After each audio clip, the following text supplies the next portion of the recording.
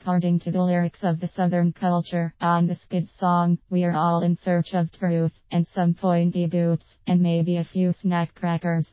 There's only one way to find out what your market really thinks, and that's to get out there and ask them point blank. Sounds simple, doesn't it?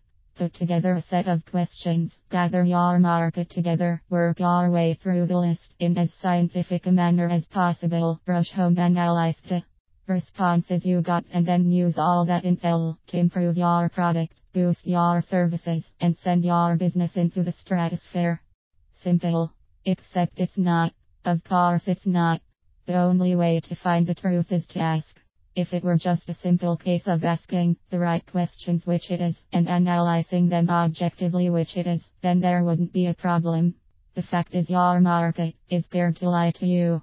Even if they are the nicest people in the world, they are simply hotwired to reply to your market research questions with misinformation. They don't set out to do this, they're not malicious, it's just the way stuff works in the human world. To compound everything else, many businesses all too often ask the wrong questions, or ask them in the wrong way.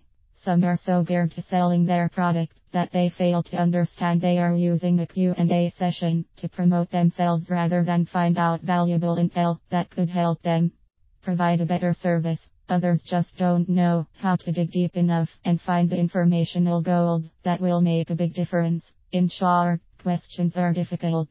Are you asking the right questions?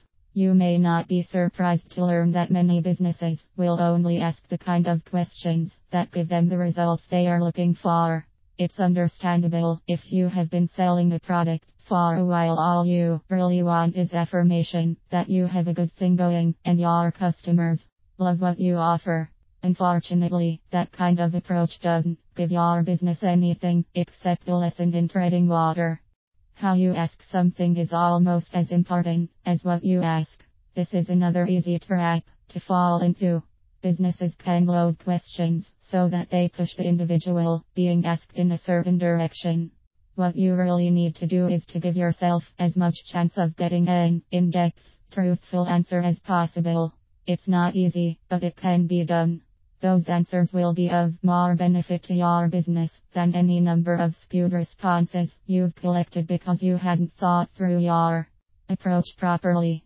Several reasons why your market will lie to you. Ask most people a question, and they'll do their best to provide the right answer.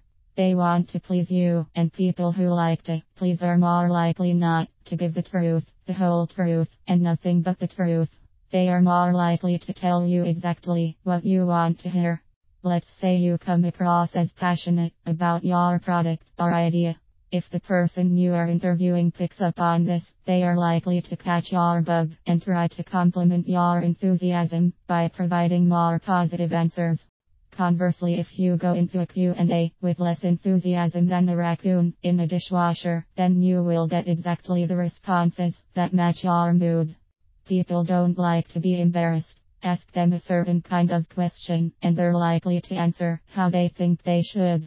For example, if you ask how important homegrown, good old-fashioned US products are, they might say, "Hell yes, they are very important to me." What is more important to them, however, may be how cheap and easy the product is to get hold of. In other words, they don't really care where it was made if they can get their hands on a bargain. Several more reasons why people in groups lie. You might think you will get a better spread of good answers to your questions if you have groups rather than individuals. Unfortunately, the answer to this is no, you won't. Groups have their own dynamics, and depending on the type of people gathered in one place, the answers can be heavily skewed to reflect the mentality of the gathered rabble. You can also have a situation where one or two people lead the group and effect what the others say or agree to, all of which makes it impossible to get a rational evaluation of the data. How to dig deep with the right questions. Questioning in market research needs to be non-judgmental and as open as possible. It's about allowing the person to speak as freely and not providing them with loaded questions that push them in a particular desired direction or leaving them feeling they have to respond in a certain way. Don't forget, we are after truth here, not an affirmation of the quality of your product or service. You should be asking questions such as, tell me more about that. I'm curious, in what way does that the problem impact on? Help me understand how this, the desired solution, would make a difference. What would happen if you could? What would happen if you couldn't? In a perfect world, what would you like to be able to do instead? In what way will that make a difference?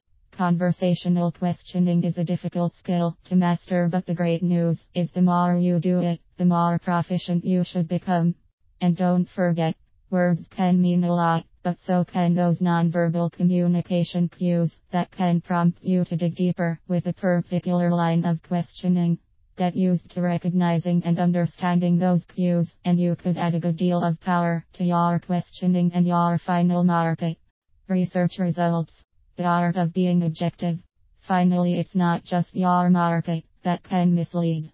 You as a market researcher can bring your own expectations and prejudices into the equation, skewing the data even more. You can have all the right questions and the right way of asking in the world, but if your own evaluation of the data is flawed, then it can lead your business in the wrong direction at the last moment.